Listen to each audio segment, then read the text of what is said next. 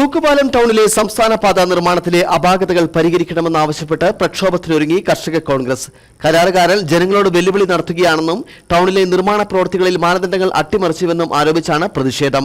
തൊടുപുഴയിലെ കിഫ്ബി ഓഫീസിലേക്ക് ധർണാ സമരം നടത്തുമെന്നും റോഡ് ഉപരോധമടക്കം സംഘടിപ്പിക്കുമെന്നും കർഷക കോൺഗ്രസ് നിയോജക മണ്ഡലം പ്രസിഡന്റ് ജോയി കുന്നുവിള പറഞ്ഞു. കമ്പമിട്ട് മലയോര ഹൈവേയുടെ പണി നടക്കാൻ തുടങ്ങിയിട്ട് 5-6 മാസത്തിലേറെയായി. രാമക്കൽമേടിൽ നിന്ന് റോഡ് നല്ല രീതിയിൽ പണിയൊക്കെ ആരംഭിച്ചു വന്നെങ്കിലും തൂക്കുപാലം പ്രദേശത്ത് വന്നതിന് ശേഷം മാസങ്ങളായിട്ട് ആ റോഡ് ഇട്ടുകൊണ്ട് നാട്ടുകാർക്കും വ്യാപാരികൾക്കും മുഴുവൻ ആളുകൾക്കും വലിയ പ്രതിസന്ധി ഉണ്ടാകുകയാണ്. ഈ റോഡിന് നിർമ്മാണവുമായി ബന്ധപ്പെട്ട വലിയ ക്രമക്കേടുകളാണ് നടക്കുന്നത്. അവിടെ അലൈൻമെന്റ് സംബന്ധമായിട്ട് വലിയ ക്രമക്കേടുണ്ട്.